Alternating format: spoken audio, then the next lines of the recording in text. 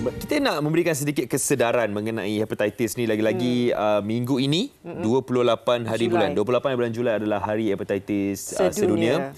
Jadi kita nak memberikan sedikit ilmu dan pengetahuan mengenai penyakit hepatitis ni. Jadi kita bersama dengan Encik Hairul Nizam Muhammad Yusof yang merupakan seorang pesakit hepatitis. Assalamualaikum. Terima kasih bersama kami.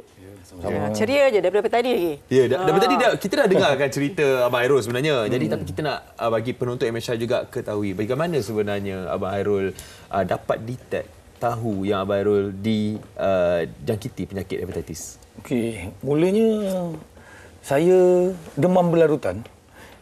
Demam tu lebih daripada sebulan. Jadi bila saya ke klinik, ubat habis saya akan pergi ke klinik. Ingat demam biasa lah. Saya ingat demam biasa lah. Suhu tinggi ke tak? Ke biasa je? Dia 38, 39, 38, 39. Jadi bila saya dah sampai 3 kali pergi klinik, doktor nasihat saya, lebih baik kita ambil darah, kita cek sekali kan semua kan. Jadi bila dah ambil darah tu, kat situlah keluar keputusannya yang saya kena hepatitis B. Dan kat situlah saya baru tahu saya ada hepatitis B 12 tahun yang lepas. 12 tahun yang lepas dan sampai sekarang masih lagi memang rawatannya? Sampai sekarang masih ada lagi. Saya buat rawatan setiap 6 bulan sekali di Hospital Selayang. Saya tak boleh miss lah untuk itu lah. Sebab saya takut virus tu akan merebak lebih.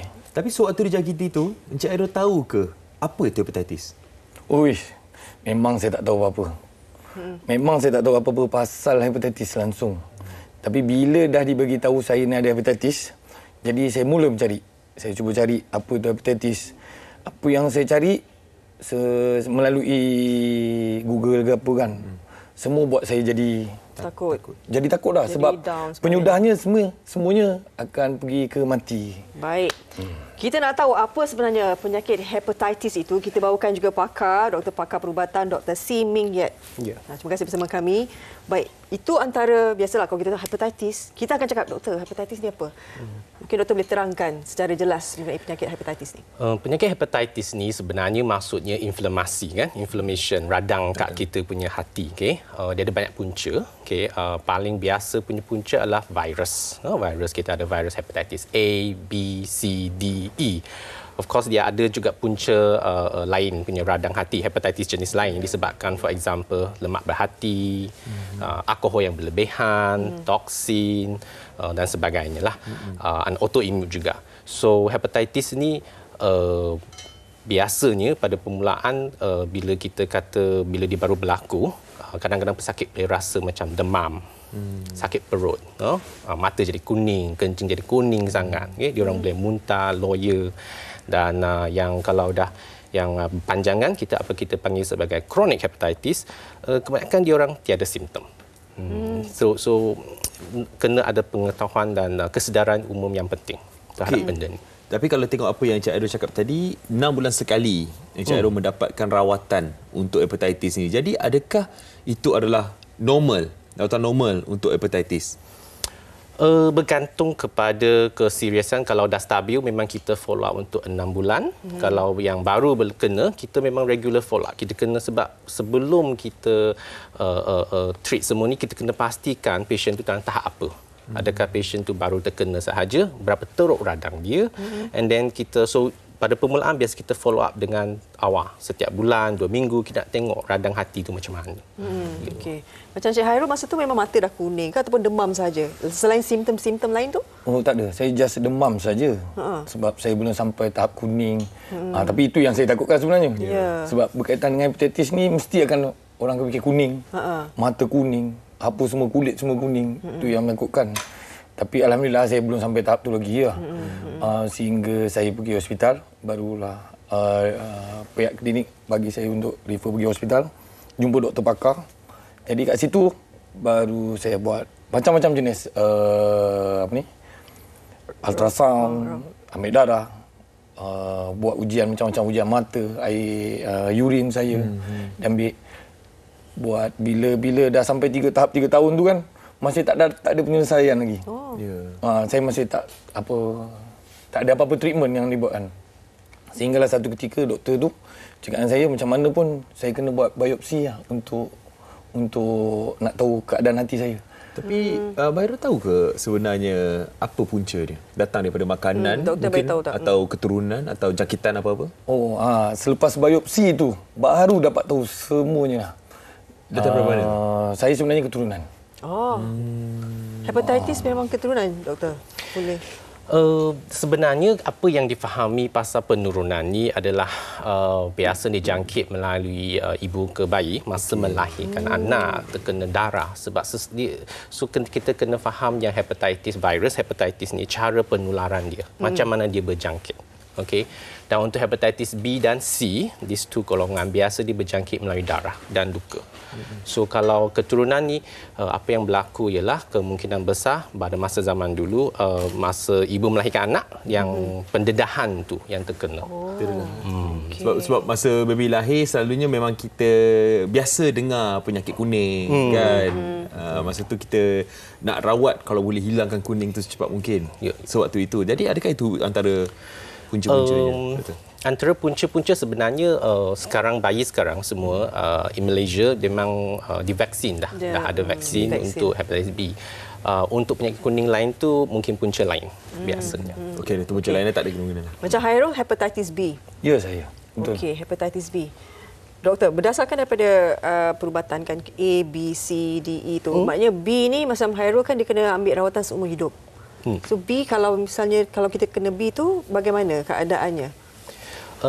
Apabila kita dah tahu kita ni penyakit, let's say saya kena hepatitis B, apa yang kita kena buat ialah kita kena pastikan benda tu tahap immune body, benda ni acute, baru terkena ataupun dah terkena lama. Dan kita dalam tahap mana satu, dan radang hati tu berapa teruk. Okay. Dan kita kena buat test, blood test, pemeriksaan doktor, scan, ultrasound dan sebagainya. Dan lepas tu kita akan decide whether kita kena start ubat. Biasa rawatannya memang ubatan, mainly ubatan. Kalau dah hati dah jadi keras, biasa memang kita perlu startkan ubat secepat mungkin. Okay. Tadi Encik Airul ada cerita mengenai biopsi. Daripada situ Encik Airul tahu apa puncanya. Tapi dari situ juga kita mungkin boleh tahu keadaan hati yang terkini.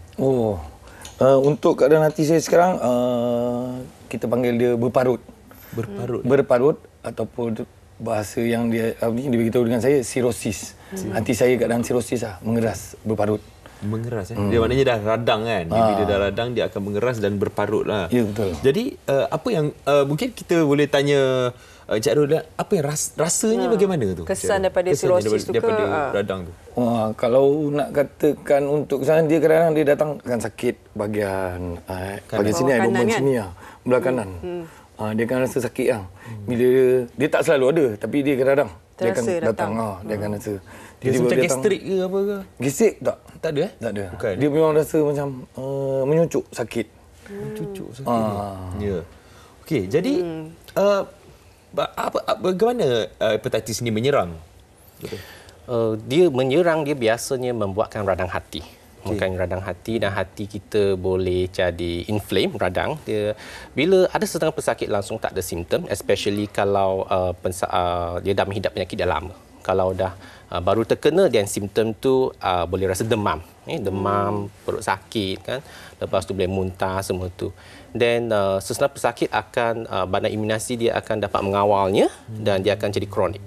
Tapi kronik tak bermaksudnya tak perlu pergi cek. Dia perlu pergi cek, ambil darah, cek virus tahap dalam berapa tinggi, hati ada radang lagi ke tidak, hati dah jadi keras ke tidak. Dan based on all this, kita akan initiate, kita start ubat ke macam mana. Okey, kita nak tahu juga sebenarnya, kita cakap hati dah berparut, semua kita dengar semua pasal hati. Tapi ada masih lagi tak tahu sebenarnya fungsi hati kita sebenarnya untuk apa dalam tubuh kita. So fungsi hati kita ni banyak. One of the salah satu organ yang paling penting dalam badan kita.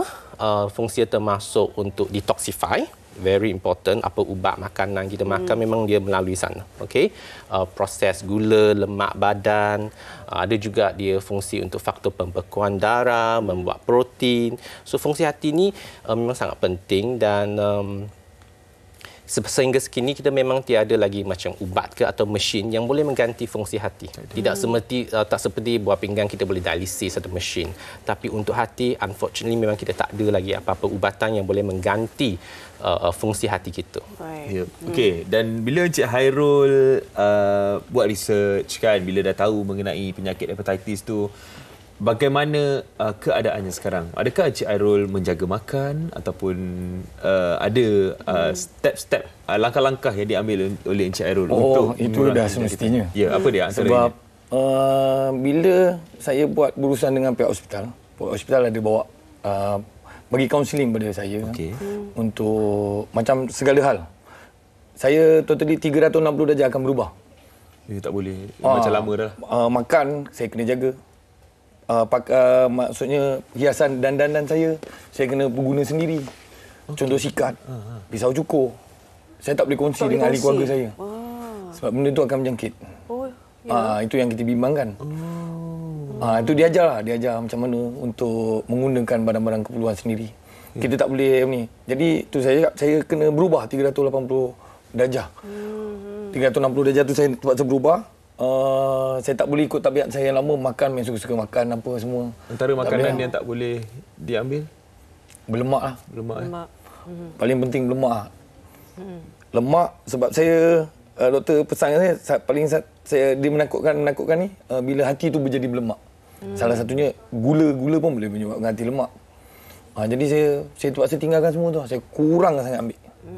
Saya terpaksa ubah memang. Tapi bila Cik Hairul tu dah ada kefahaman, kan mula Cik Hairul kata bila dengar takut sebab semuanya mengatakan kematian. Semua takut kan. Bila dah ada kefahaman tu, benda tu pun berubah. Betul? Okey, doktor. Saya nak tanya doktor, apa yang akan doktor bagi tahu pada pesakit yang telah mengalami hepatitis ni? Sebab selalunya kalau kita tahu ni mesti macam alamak mati. Ya, untuk meredakan, untuk mengawal. Untuk pada pengetahuan saya, sebenarnya hepatitis ni kita kena jaga. Paling pentinglah kita kena jangan takut. Dapatkan rawatan awal, pergi buat pemeriksaan, jumpa doktor pakar, ambil darah, buat scan, ultrasound scan ke, tengok tahap hati macam mana. Kalau kita dah confirm memang hepatitis, kita kena tahu punca hepatitis dia apa, dan kita rawat, kita follow up. Selagi kita ada pengetahuan umum kesedaran ni, kita boleh mencegah komplikasi. Dengan adanya rawatan sekarang, dia memang berkesan untuk mengelakkan komplikasi daripada hati jadi keras, apa yang kita katakan cirrhosis or even liver cancer. Faham. Jadi Encik Hairul mendapat penyakit hepatitis katanya daripada keturunan. Jadi selepas Encik Hairul dapati Encik Hairul ada penyakit hepatitis, bagaimana pula dengan keluarga Encik Hairul? Adakah Encik Hairul buat check up untuk mereka juga? Itu sudah semestinya. Memang doktor akan panggil isteri saya. Kalau ada anak, bawa anak sekali. Lepas tu dalam satu circle yang keluarga besar. Kan? Semua kena pergi buat check up untuk ni, sebab kita nak tahu juga keadaan adik-ahli keluarga kita semua kan.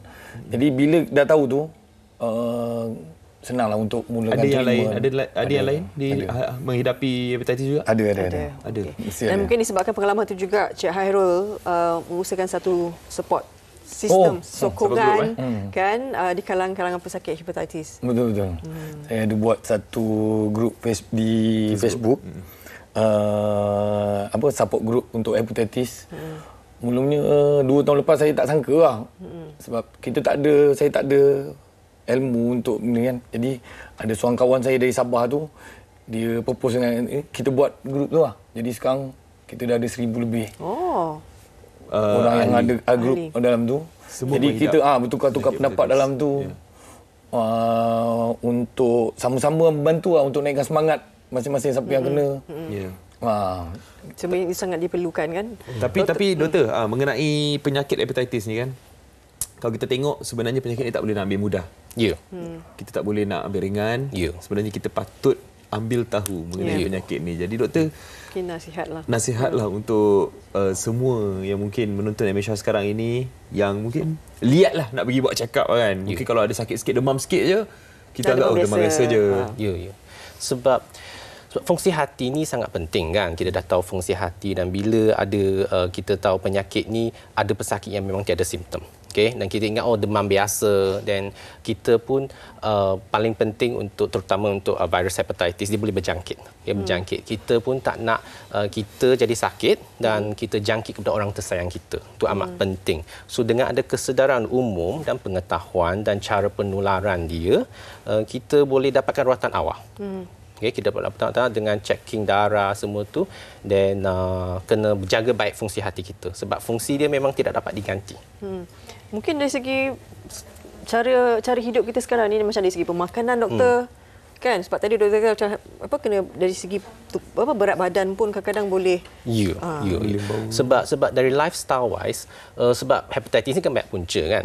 So untuk cara pencegahan, number one of course kita boleh dapatkan vaksin untuk virus hepatitis B, hepatitis C, hepatitis A dan B kita ada vaksin.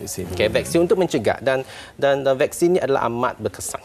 Okay. Untuk penyakit hepatitis lain seperti C, and kita tiada vaksin, tetapi tak maksud kita tak ada cara untuk mencegahnya. Dengan mengamalkan cara hidup yang sihat, kita regular exercise, berat badan yang optimum, makanan sihat, hubungan seksual yang protected sex, and tak tattoo and sharing needle, personal punya benda kita tak share, kita dapat mencegah.